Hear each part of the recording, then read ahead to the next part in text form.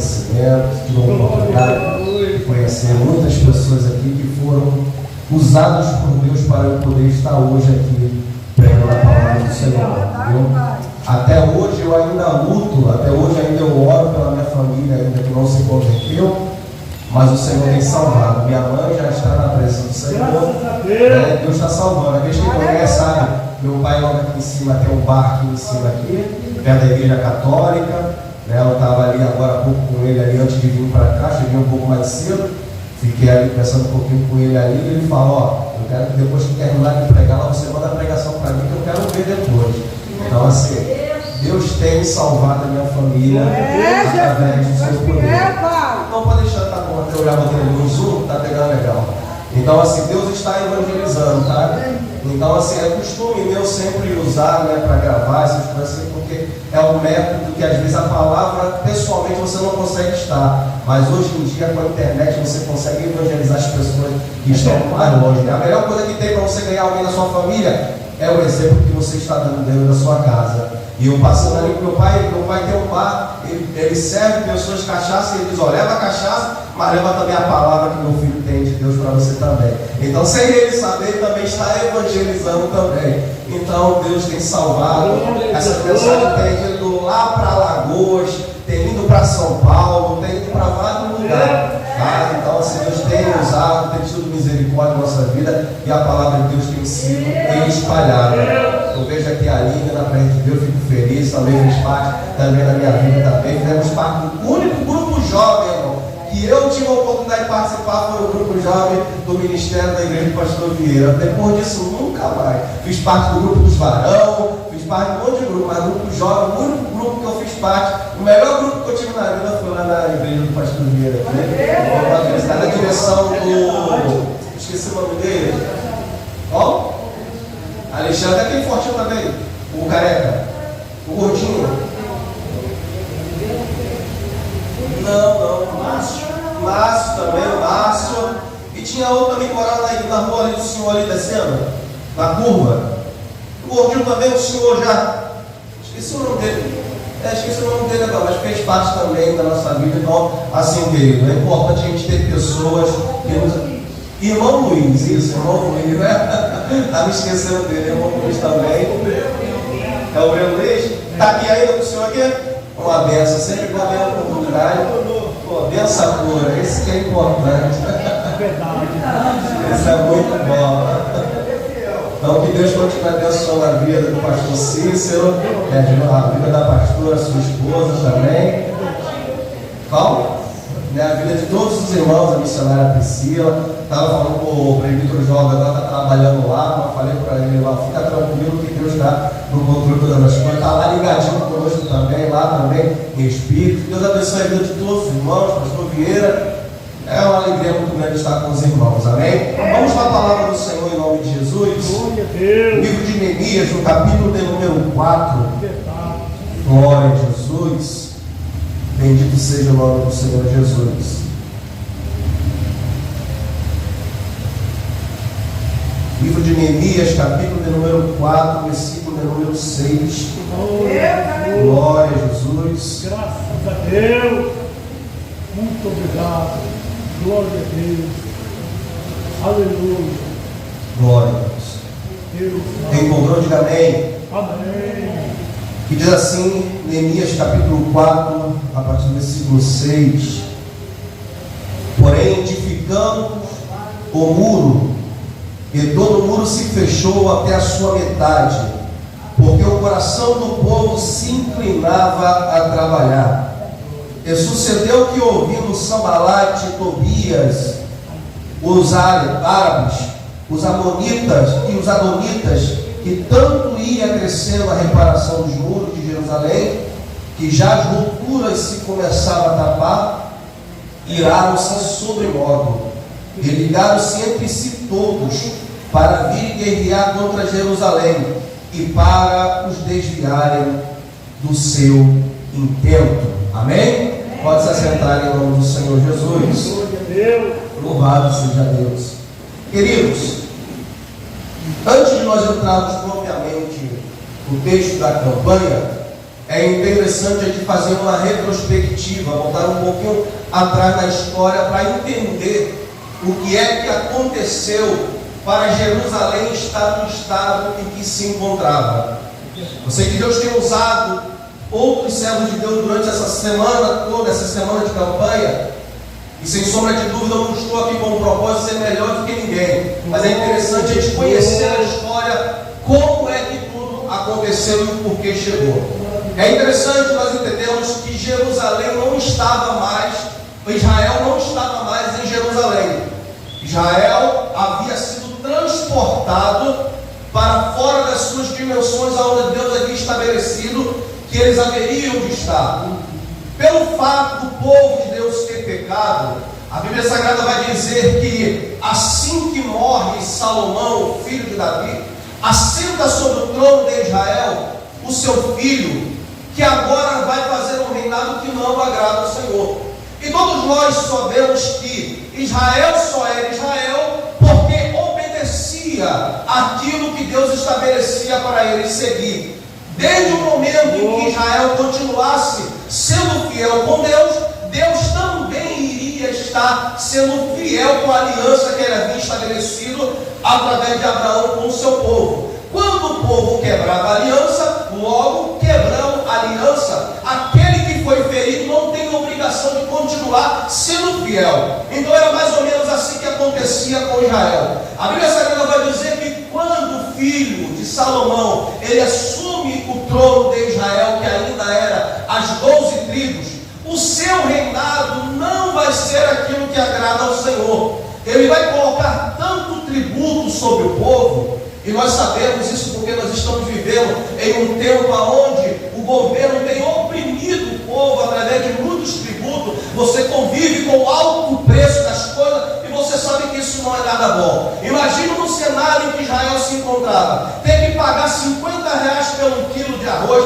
tem que pagar R$50 pelo quilo de carne, ou seja o que for. Então o povo estava tendo que pagar caro para manter o sistema sempre poderoso sobre o trono daquele novo homem que havia sentado sobre Israel. Então o que é que acontece? O povo se revolta, o povo não aceita a administração daquele rei. Então o que é que acontece? As tribos elas vão se dividir entre reino norte e reino sul. No reino norte, a Bíblia Sagrada vai dizer que 10 tribos eles vão partir para o reino chamado de Samaria, e o reino sul continua apenas com 2 tribos, sendo ela a tribo de Benjamim e a tribo de Judá, que era da descendência do rei Davi. Então no reino de Judá, aonde fica aquelas 2 tribos, todos os reis que vieram daquela dinastia ali, todos foram filhos de Davi, todos vieram da linhagem de Davi. No reino do norte,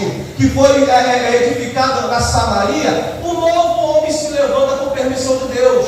Um novo homem se levanta naquela região por permissão de Deus. E aquele homem, ele assenta sobre aquele trono e ele não vai fazer também aquilo que agradar a Deus. Então Deus, ele olha para aquele homem e faz uma aliança com ele, dizendo: se você andar na minha palavra, eu serei fiel contigo e com a tua descendência. Mas se você não for fiel comigo, eu também não irei ser fiel com você. Só que aquele homem decide não obedecer a Deus. O que ele faz?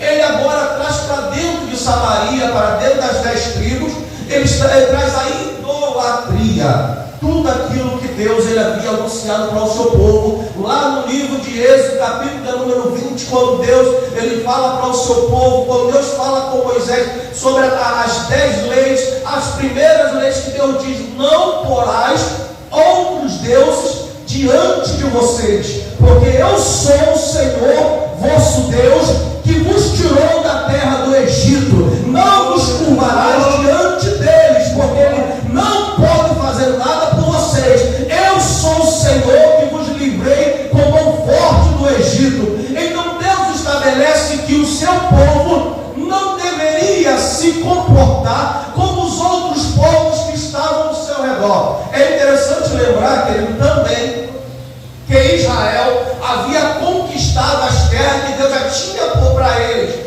mas havia inimigo naquela terra, e o fato de Deus permitir Israel vencer esse povo era porque esse povo praticava a idolatria, e Deus foi contra a idolatria. Então os inimigos de Israel iriam expulsando, eles ficaram ao redor de Israel, Israel ficou no meio. Daqui a acolá, o povo que estava ao redor, que era inimigo de Israel, atacava Israel. Mas enquanto Israel estava na obediência, Deus se garantia o povo e a sua proteção, e nada acontecia com o seu povo. Mas agora o povo de Israel está olhando para as práticas idólatras do povo ao redor e está se admirando, está achando bom, está achando agradável. E Deus olha para ele e diz: eu destruí o inimigo de vocês por causa da idolatria. Agora vocês querem fazer as mesmas coisas que eles estão fazendo? Então como é que vocês querem que eu compactue com essa prática de idolatria, sendo que eu sou o Senhor que livrei vocês? Será que vocês não estão entendendo que eles não têm poder nenhum sobre a vida de vocês? Não é Jorge, não é Santo Antônio, não é Maria, não é nada. Sou eu que sou o único Deus de vocês,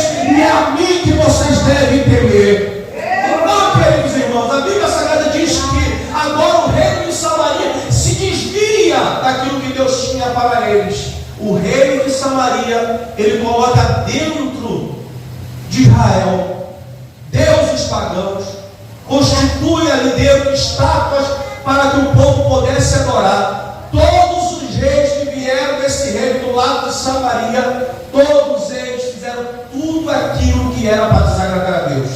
Exemplo, Acabe, que casou-se com Jezabel, foi considerado o pior rei de Israel. Para você ter exemplo como que esse reino se afastou de Deus, e como consequência deles terem se afastado de Deus, o que é que acontece? Deus tira a sua mão.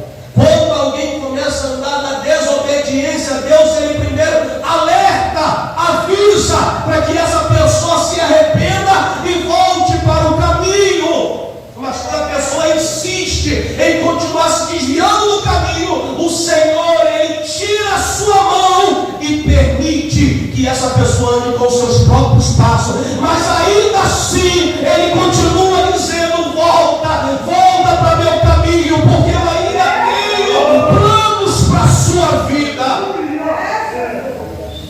Mas ele se desconecta de uma forma diante de Deus. Eles estão tão distantes de Deus, que Deus, vendo que os seus corações não voltariam para ele, ele percebe que a única maneira que Deus poderia ter do povo voltar para ele é se permitisse que o povo dele fosse amassado como barro dentro da casa do oleiro. E que Deus permite que uma nação pagã, poderosa que havia na época, se levantasse contra esse reino de Samaria e destruísse eles e os levasse cativo, chamado o reino da Assíria. Esse povo entra, extermina, acaba, elimina, leva toda a Samaria cativa, e ele agora institui o seu domínio sobre aquela nação. Tinha nome de Israel, mas não era mais o Israel de Deus. Tinha nome e carregava a aparência de que tinha Deus, mas não tinha, porque o que dominava agora eram as práticas mundanas e as práticas daquele que estava sobre ele, que não era mais Deus.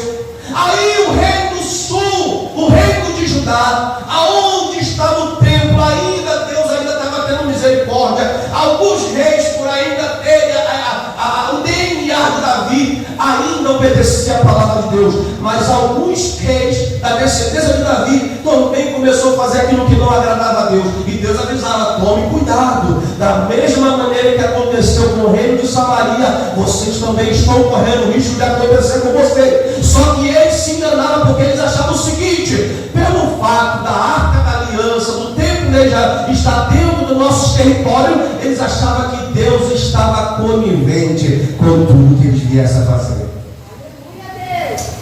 Pode estar dentro da casa de Deus, a presença pode estar dentro, mas infelizmente a presença de Deus, ele não vai obrigar ninguém a fazer nada. A presença dele pode estar aqui, mas o crente pode fazer tudo errado se ele quiser. Se a gente não quiser servir a Deus de verdade, Deus ele não vai obrigar ninguém. A presença dele está aqui, mas o crente pode se desviar a hora que quiser. Tem gente que o coração já está longe, o corpo continua aqui, mas o coração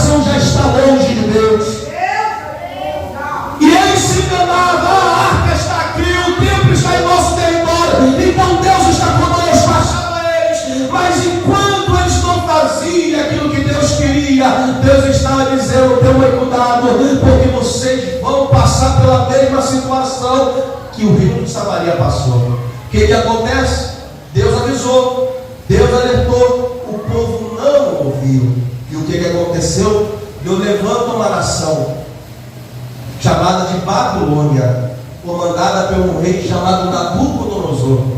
Esse rei, ele entra dentro dos territórios de Judá e leva milhares de judeus cativos para dentro da sua nação. Eles vão percorrer uma viagem de cerca de 1.500 quilômetros. Eles vão se distanciar da sua terra natal. E ali a Bíblia Sagrada vai dizer que eles vão passar 70 anos cativos. Aqueles que eram príncipes, nobres, que eram pessoas importantes, influentes na nação de Judá, eles foram levados para trabalhar dentro do palácio de Nabucodonosor. Já aqueles que não tinham muita utilidade, que era visto como não muito importante, não muita serventia, foi largado para trás para morrer ou para viver pela própria sorte lá em Jerusalém. A Bíblia Sagrada não nos diz com exatidão se quando Neemias ele vai para Suzã, dentro daquela região ali, não conta se ele de fato ele foi quando era criança ou se ele nasceu ali dentro. Fato é que alguma influência a sua família tinha naquela região, pelo fato da posição que ele tinha. A Bíblia declara no primeiro capítulo do livro de Neemias que ele era copeiro do rei Artaxerxes. É interessante saber que todos nós sabemos que a função que ele exercia, hoje para o ver não tem muita importância, que eu também faço a função dele, que é ser um garçom. Talvez não tenha muita importância, mas naquela época o garçom, o copeiro, ele tinha a função de grande confiabilidade do rei. Ele não era somente aquele camarada que levava uma água, levava uma comida, ele era aquela pessoa de íntima proximidade do rei, até mais do que o seu general que comandava a tropa do seu exército. O copeiro, ele era um confidente do rei, era alguém que podia se aproximar do trono do rei, ouvir as conversas mais íntimas do rei, ou dependendo da aliança que ele tiver da proximidade, ele era aquele que o rei abria o seu coração para conversar, quem sabe até pedir conselho para ele. Então Neemias, ele era tão bem visto pelo rei, que nós percebemos nos próximos versículos que quando o rei percebe o semblante de Neemias mudar, ele vai questionar a Neemias por que é que ele estava triste. Nenhum rei vai ficar preocupado se o seu serviçal está triste, nenhum rei vai se preocupar se o seu serviçal está bem. Se está na presença do rei, você pode estar com o problema que for, mas tem que servir o rei com o melhor, não pode demonstrar nenhum tipo de tristeza.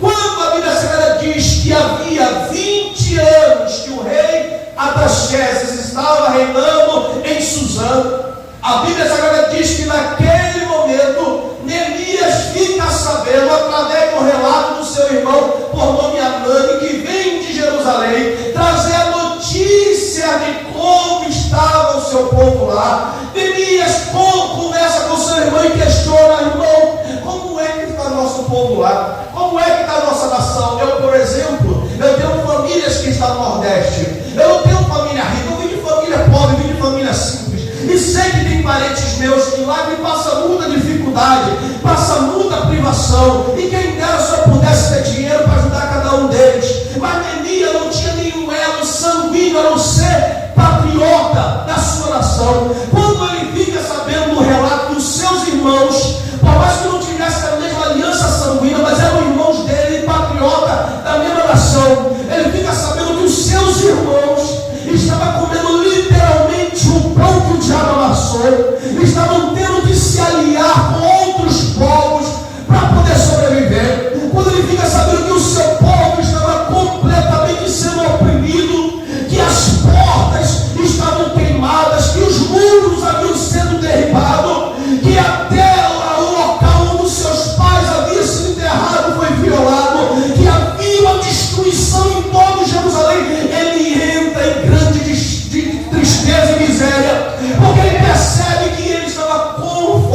confortavelmente. Ele percebe que ele estava muito bem, que ele não precisava se preocupar com absolutamente nada. Ele tinha uma mesa farta, ele tinha um quarto, não tinha ar-condicionado, mas que sabe, tinha pessoas para mandar ele no dia muito quente. Ele tinha tudo bom do melhor, mas enquanto o seu povo, havia pessoas sofrendo, passando fome, morrendo de necessidade, e ele diz: eu não posso ficar da maneira que eu estou, eu preciso reagir, eu preciso fazer alguma coisa, eu não posso aceitar que o meu povo esteja sendo cativo enquanto eu estou bem. Eu quero dizer uma coisa para você, querido: Deus nessa noite vai começar a levantar homens e mulheres para incomodar você, para saber que tem pessoas que estão precisando da tua ajuda, que estão precisando do teu auxílio.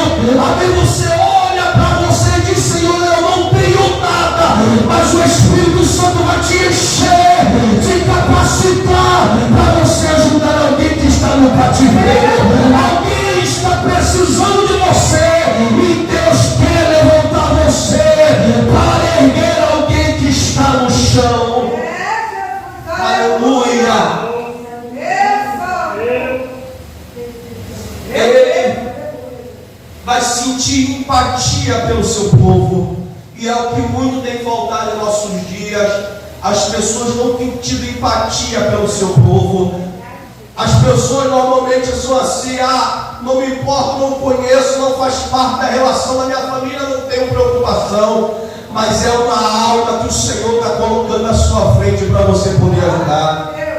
E a Bíblia Sagrada diz que ele se sente tão miserável por ele estar bem, que ele agora vai entrar em um propósito de jejum e oração com o Senhor. Ele vai entrar em um momento de campanha com o seu Deus. E ele agora, a Bíblia diz que ele, desde o mês entre novembro e dezembro, ele fica de jejum e vai aparecer depois entre março e abril diante do rei. Como eu havia falado antecipadamente, ele vai pegar a bandeja para poder servir ao rei, mas o semblante dele não estava alegre. Ele estava com as roupas que ele deveria servir, ele estava todo ornamentado como ele deveria se apresentar diante do rei, mas o semblante dele era de tristeza, porque quanto mais o crente se aproxima de Deus, ele sente a necessidade das almas que gemem, das almas que pedem socorro, das almas que estão... Imagine se não tivesse alguém que fosse atrás de mim e de você, nós não estaríamos aqui. Lembra daquele homem, daquela mulher que vai atrás de você para te evangelizar? É da mesma maneira que o Senhor está levantando eu e você, para que a gente possa ir atrás daquele, daquela que até nós vemos o Senhor não tem mais jeito, mas é ela, é ele que o Senhor quer nos usar para trazer para a sua casa. Aleluia! Ele entende a necessidade, ele poderia não se preocupar, mas ele diz: Senhor, eu me disponibilizo de sair do meu conforto e ir em direção àqueles que precisam. Eu sei que eu passarei por perigo, eu sei que eu passarei por perseguição, mas não tem problema. Me levanta, Senhor, para fazer a tua obra. E ele jejuma, e ele ora, e ele ora, e ele jejuma. E a Bíblia diz que quando ele se apresenta diante do rei, quem sabe o rei tinha costume de brincar com Neemias, ou quem sabe Neemias tinha liberdade de brincar com o rei, não sabemos no detalhe, mas havia uma proximidade, porque o rei percebe que Neemias não estava da mesma maneira que costumava lhe servir. A aparência e a posição de Neemias vai chamar a atenção do rei naquele dia. Quem sabe Neemias, quando é chamado até a presença do rei, ele vai e fica de cabeça baixa, ele não quer. Porque o texto bíblico diz que ele fica preocupado, porque ele sabia que se ele apresentasse diante do rei qualquer soldado, qualquer tipo de empregado do rei, que se apresentasse de uma maneira que incomodasse o rei, ela facilmente era só o rei mandar matar e acabou. Não tinha uma preocupação. Então o rei, então Neemias temeu pela sua vida. Só que a Bíblia diz que Deus era com comigo e com você, nenhuma arma prospera. Se Deus nos levantou, nenhuma arma vai prosperar. Se Deus te chamou, Ele vai garantir que até o cenário que é contra você venha ser usado ao teu favor para te abençoar. Neemias, então, ele agora vai, está diante do rei, e o rei percebe que o rosto dele é de alguém que está abatido, de alguém que está com lágrimas, é alguém que estava sofrendo. E ele pergunta: Neemias, o que é que está afligindo o teu coração? Quem sabe naquele momento Neemias treme na base, fica com medo, desesperado, deu ruim, agora eu vou morrer. O rei descobriu que eu não estou legal. Tu está doente, Neemias? Ele diz: não, meu rei, permita-me abrir o coração, porque a minha alma está angustiada. O que me aflige, rei, não é nenhum tipo de dor no corpo físico, mas a minha alma está dilacerada, meu rei. Olha, rei, eu estou doente, mas é doente na alma, por saber que o meu povo está em miséria. É por isso que eu estou triste, é por isso que minha alma chora, por saber que o meu povo está lá há quase 1.500 quilômetros sofrendo, e eu estou aqui comendo do bom e do melhor. Eu queria estar lá com eles, passando a minha necessidade mais junto, e eu aceito que eu estou aqui. Aí ele diz: o que é que tu quer, homem? Me pede que eu vou te dar. Aí diz: eu quero permissão para poder ir lá e fazer alguma coisa. Deus está dizendo para mim e para você aqui nessa noite que Deus está te permitindo a se colocar de pé e fazer a obra que Ele te chamou. Se levante e faça aquilo que Ele te chamou. Aleluia! Louvado seja o nome do Senhor. Ele entende a pressa e a necessidade.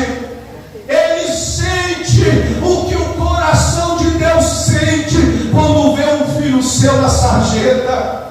Ele ficou desesperado e o rei disse para ele: quanto tempo tu vai precisar? O que é que tu vai precisar para fazer essa viagem? Me diz o que é que tu precisa. Aí ele aproveita e já que é para falar, Jeová, eu vou aproveitar. Olha, eu preciso de cartas, eu preciso de madeira, eu preciso que as fronteiras sejam abertas, para que eu, quando passar, não tenha nenhum obstáculo. O que é que Deus está dizendo? Tudo que se colocar na tua frente para te atrapalhar, Deus está tirando, está tirando, está tirando, está tirando. E a obra que Ele te chamou vai ser cumprida. Aleluia, glória a Deus. Oh, maravilha de Deus. Então ele vai agora ter a autorização do rei. Vai, porque eu permito. Ele não poderia ir de livre e espontânea vontade. Ele tinha que ter liberação do rei, decreto do rei. O rei ouve e diz para ele: olha, eu estou agora te elegendo como governador da província de Jerusalém. Você vai chegar lá e vai dizer que o rei te autorizou a vir aqui. Diga para o rei, diga para todos que você passar pelo caminho, que te abordarem, mostre a marca, mostre o carimbo do meu anel, e todos vão abrir as fronteiras para você passar. Toda a madeira vai até onde é o responsável da floresta. Pese a ele um tipo de madeira, a quantidade que você vai querer, e me avisa, porque tudo está autorizado para você fazer a obra. O que é que Deus está dizendo? Que o Senhor vai mandar suprimento para a obra dele continuar operando, que Ele vai abrir celeiro para a obra continuar operando. Ele aqui é o dono da obra. Se a eu e você precisa de alguma coisa, estamos pedindo para a pessoa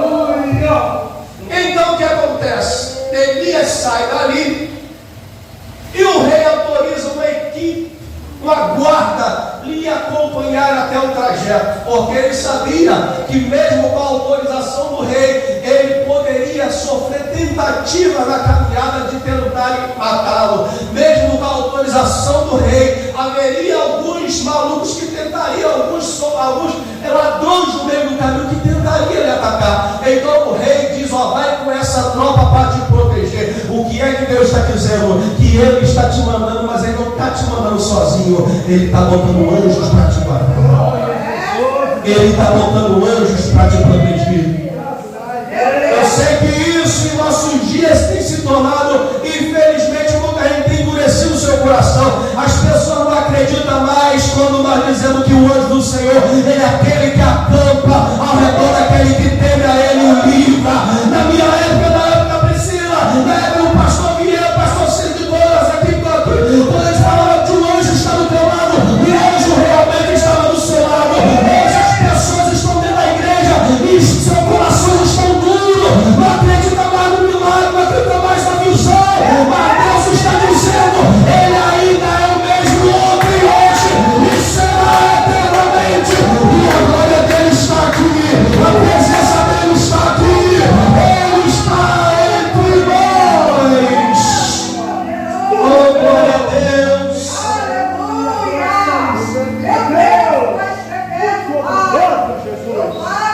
Oh, maravilha. Eu sinto a presença do Senhor aqui neste lugar, querido. Deus vai renovar a sua vida aqui nessa noite. Aleluia, Senhor, fica à vontade. Neemias vai em Jerusalém. Ele vai pelos caminhos. E quem sabe ele vai dizendo: Senhor, me ajuda a cumprir aquilo que está no meu coração, que foi o Senhor que colocou. A Bíblia diz que quando ele chega em Jerusalém, ele se depara com uma cidade extremamente devastada pelo templo, as ruínas. Sabe o que havia em Jerusalém, queridos? O pouco de gente que ficou lá em Jerusalém, eles não tinham armas para se defender, eles não sabiam lutar, eram pessoas, quem sabe, já doentes, com a idade avançada. O pouco que eles conseguiam cultivar para sobreviver, vinha outros povos e aproveitava que não tinha muro, não tinha portão, entrava e como gafanhotos devorava tudo. Essa era a realidade de Jerusalém. Quando Neemias chega lá, já era noite, ele entra e faz uma vistoria toda na cidade para perceber como é que estava a situação de Jerusalém. E era devastador, era escombro, era ruína. E Neemias agora se depara com um grande problema: como é que eu vou animar esse povo a mexer com o escombro? Como é que eu vou animar esse povo a mexer com o entulho? Porque eles já haviam acostumado a viver, pastor Cícero, daquela maneira. Eles já haviam acostumado a viver daquela ruína. Eles não tinham força para se erguer dos escombros. Mas agora vem alguém cheio do Espírito Santo e diz para ele: assim diz o Senhor, é tempo de mexer com o entulho, porque esse entulho vai se transformar em uma grande obra. Eu não sei se você já está começando a entender, mas Deus está dizendo para alguém aqui nessa noite: o teu entulho vai ser virado e a nova construção será estabelecida. Aleluia! Deus vai mexer no teu interior. Aleluia, Deus! Animar alguém quando não tem mais ânimo, que não é uma tarefa fácil. Ou você está cheio de Deus, ou até você vai desanimar também. Não adianta querer fazer uma grande obra se o Espírito Santo não está com você. Neemias, ele foi cheio do Espírito Santo. E quem sabe que quando ele chega em Jerusalém, ele diz: olha, eu vim lá do Suzã para poder reerguer a cidade juntamente com vocês. Alguém chega para ele e diz assim: Neemias, com todo respeito, não há nada que possa ser feito. Nós já acostumamos a conviver assim. Você já viu aquelas pessoas que vivem na Cracolândia, no meio do lixo? Eu moro próximo da estação do Senador Camará. E a situação lá é assim: as pessoas vivem 24 horas por dia nos escombros, como se fossem ratos, para conseguir usar a sua droga. E eles aprendem a se adaptar àquela situação e vivem daquela maneira.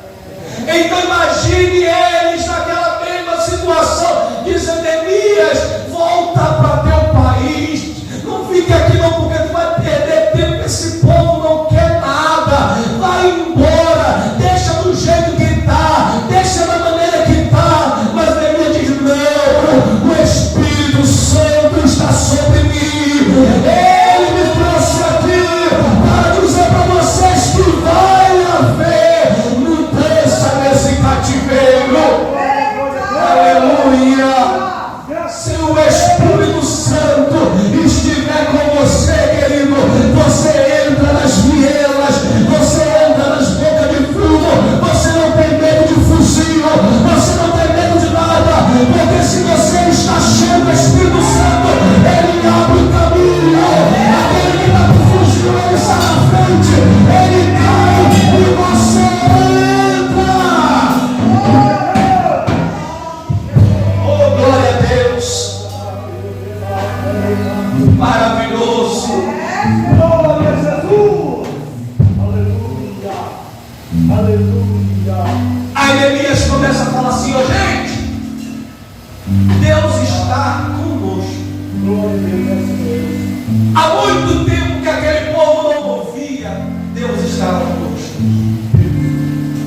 Eles haviam esquecido, não lembravam mais da aliança com Deus.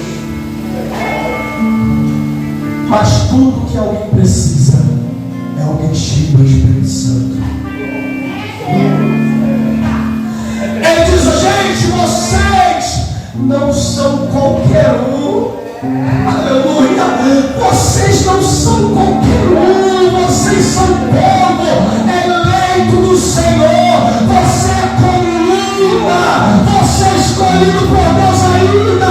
Que a sua vida não esteja da maneira que você achar que devia estar. Mas Deus está dizendo: foi eu que te escolhi, foi eu que te chamei, foi eu que coloquei o meu nome na sua vida e te disse: você é meu, você é minha, você é escolhido meu, foi eu que te chamei. Glória a Deus! Glória a Jesus! Bendito seja o nome do Senhor.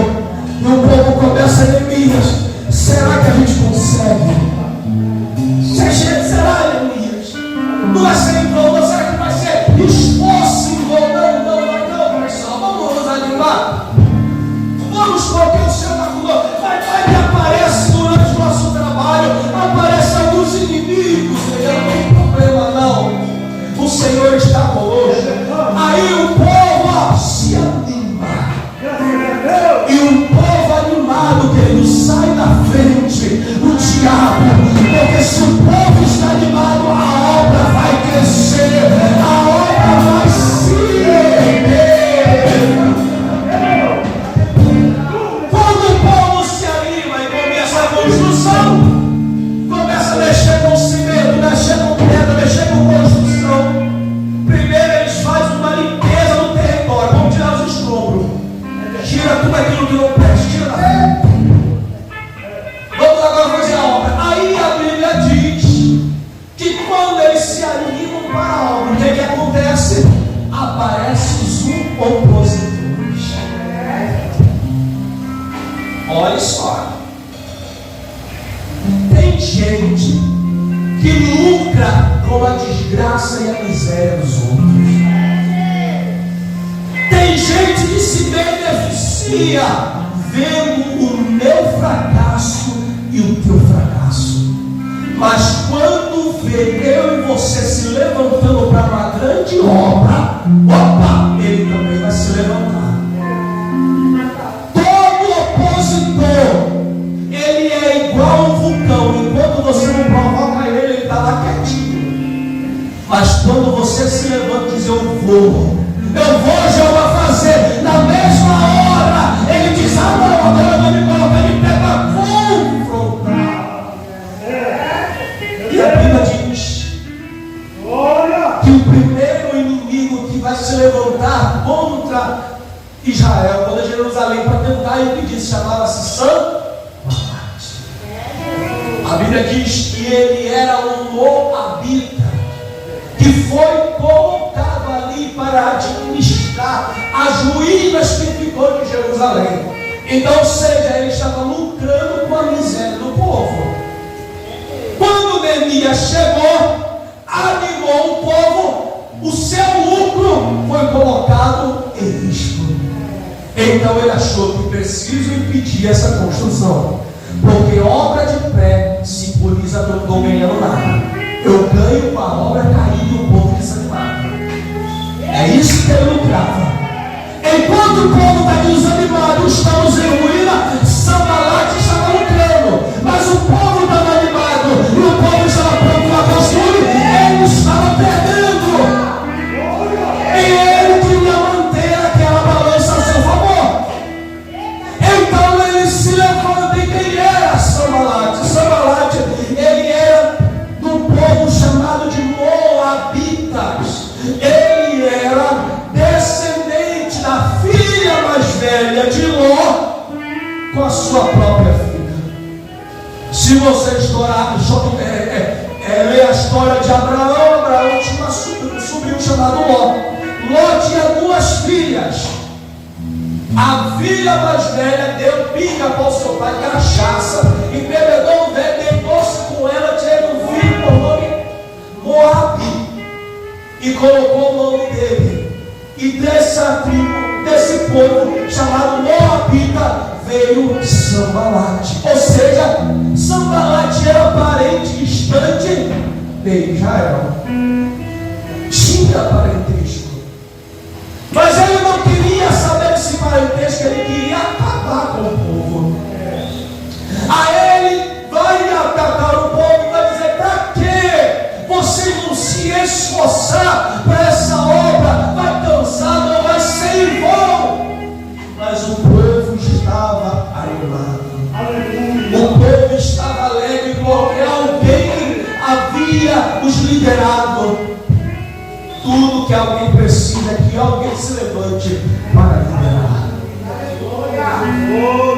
Aí Sanbalate ele veio que não conseguiu, vendo que de fato o povo estava voltado em construir.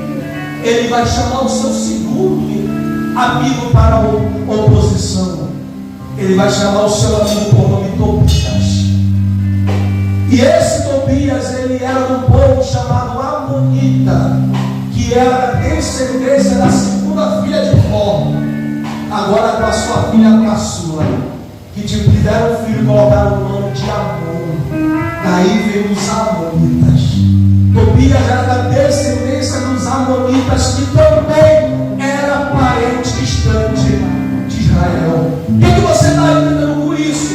Que infelizmente tem pessoas que estão do lado, igrejas do lado, que querem ver que a outra se feche, para que a outro povo que está naquela igreja vá para lá, e vice-versa. Estamos vivendo dias em que pastores não estão felizes com a igreja do seu outro irmão na fé que está crescendo. É ministério brigando com o outro, você vê escândalo na internet, um brigando com o outro, e você entende que o propósito não é crescer para o reino, é competição um com o outro. Mas quando a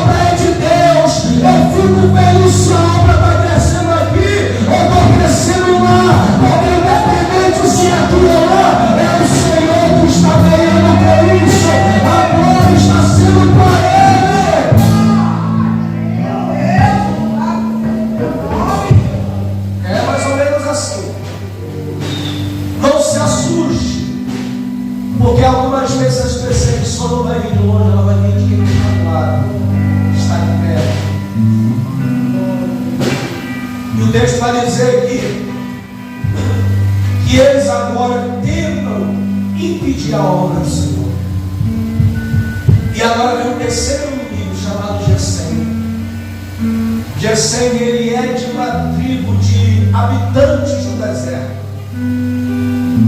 Ele, a sua nação, o seu povo, convivia no deserto através de cabanas, de barracos do deserto. Eles eram peregrinos.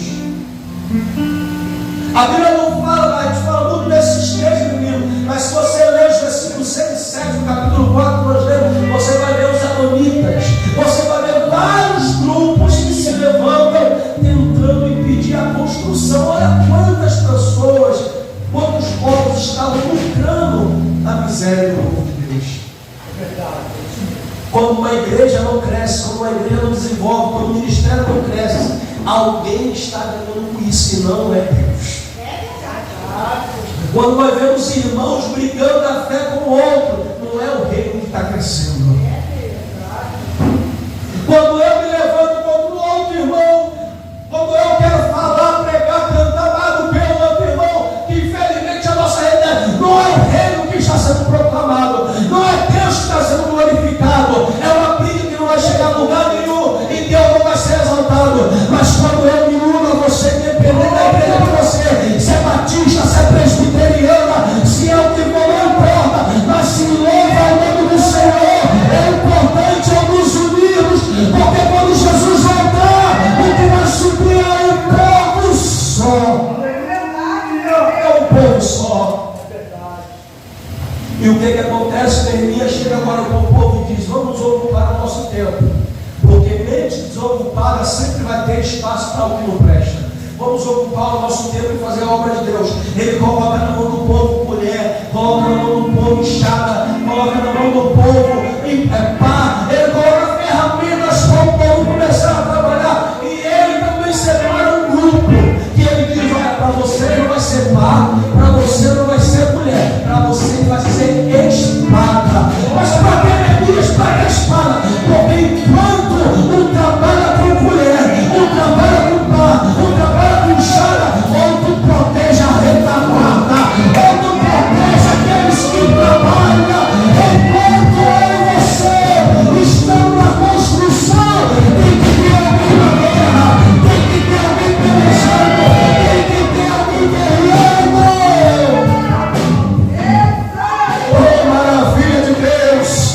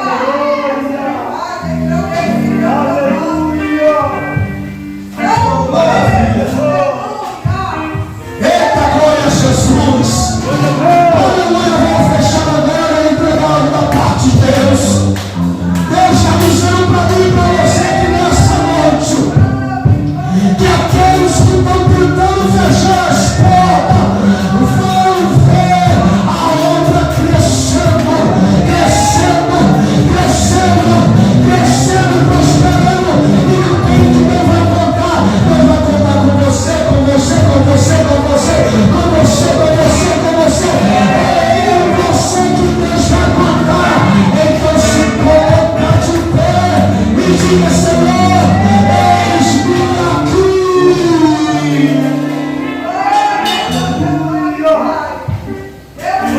Aleluia.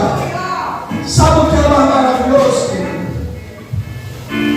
Que os inimigos, eles começam agora a lançar palavras para tentar atingir. Já que o confronto de frente não deu certo, já que a ameaça não deu certo, eles vão agora jogar murmúrio e fazer fofoca para trazer isso que diz no meio do povo.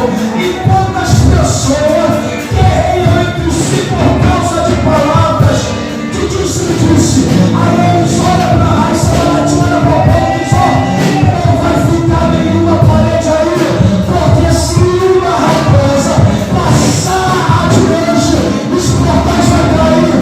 A Bíblia vai dizer: a obra que o Senhor começou, Ele é fiel para terminar. Ele é fiel, Ele é fiel, Ele é fiel, Ele é fiel.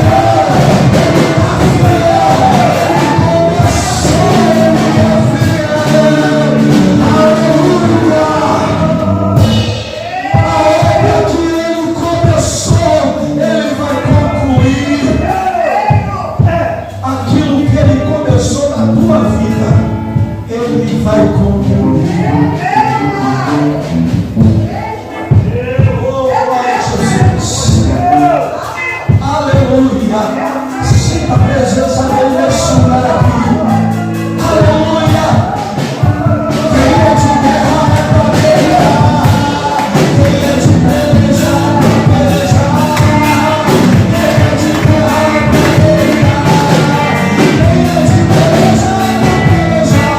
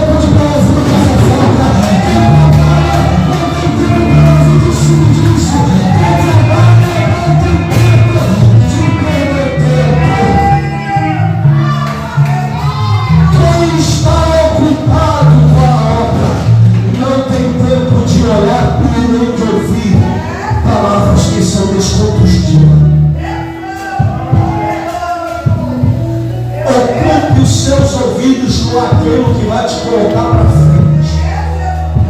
Tem muita gente parada, estagnado, porque deixou de ouvir aquilo que Deus está falando, para ouvir aquilo que os seus opositores estão falando. Mas Deus está dizendo essa noite aqui que Ele está tampando os seus ouvidos para os opositores, mas está colocando na tua mão uma espada afiada para você guerrear, que você vai vencer todos os seus inimigos.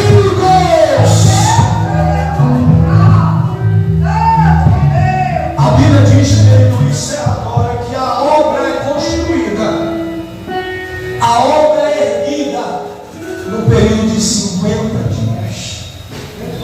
50 dias a construção estava de pé novamente. Sabe qual é o nome disso? 50 dias.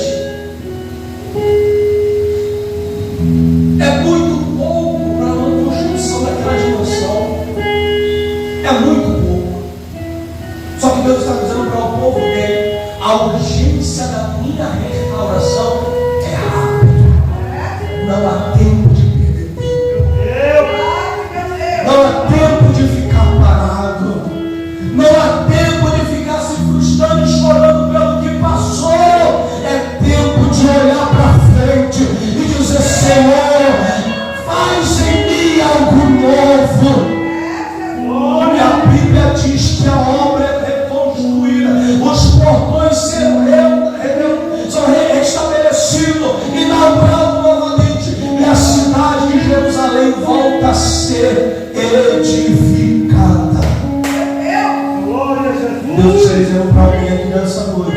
tua vida, que estava em ruína, vai ser erguida novamente. Meu Deus, Você que louva, você que canta, você que prega, que fazia a obra e parou, que está desanimando, Deus está dizendo: eu estou fazendo sobre você um renovo, eu estou fazendo para você essa noite uma cura. Nenhum inimigo vai continuar te oprimindo, porque as sombras do Senhor sobre a sua vida, entendi os projetos de Deus sobre a sua vida. E quem olhava dizer ali verdadeiramente: olha o que Deus fez na vida dele, na vida dela. Não é para te exaltar, não, querido, é para você glorificar a Ele. Quem olhava para você e dizia: já era, acabou, vai olhar e dizer: o Senhor é o Deus que pega na nada e coloca de pé. Você pode glorificar a Ele. Não há ferro, nem portas que se fechem diante da sua obra. Não há doença e nem culpa que ninguém te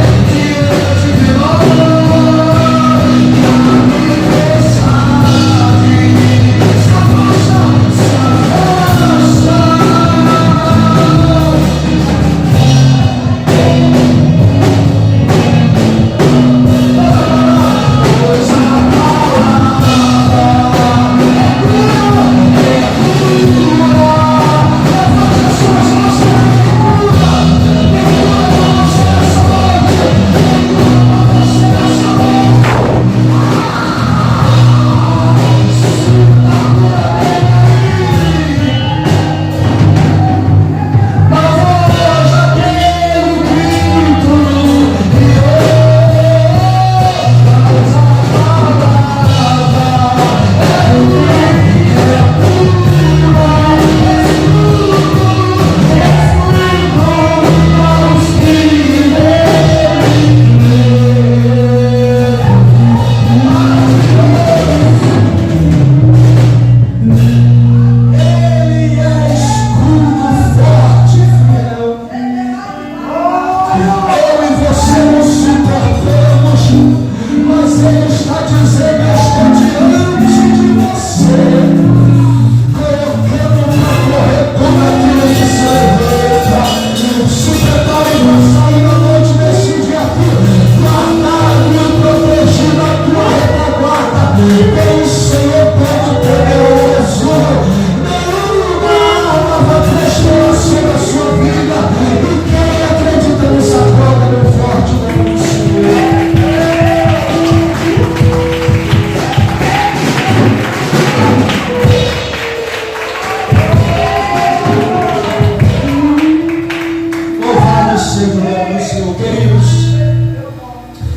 Quero louvar a Deus, muito obrigado por estar com vocês aqui nessa noite. Deus continue abençoando a sua vida, não pare, desanimar, fraquejar. Isso é humano, mas desistir, isso é covardia. Não acredita mais. Continue, estou sem força, peça ajuda, peça socorro, porque Deus te deu esse mestre para te dar socorro. E Deus te trouxe aqui neste lugar para mostrar que você é importante para Ele e que a obra que Ele começou, Ele precisa continuar urgente na tua vida. Então Deus está dizendo para você que nessa noite, sai daqui entendendo que tem uma obra na sua vida e só depende de você para você conseguir continuar, porque eu já estou à tua frente. Então que você possa sair daqui renovado pelo Espírito Santo, porque maior é o que Deus tem para cada um de vocês do que tudo que o mundo lá fora tem para oferecer. Deus abençoe todos vocês. Muito obrigado por essa oportunidade, em nome de Jesus. Aleluia! Louvado seja o nome do vida. Deus tem obra na tua vida. Aleluia. Né? Mas é necessário nós se disponibilizar. É necessário nós falar assim: eis-me aqui, Senhor. Aleluia, para fazer.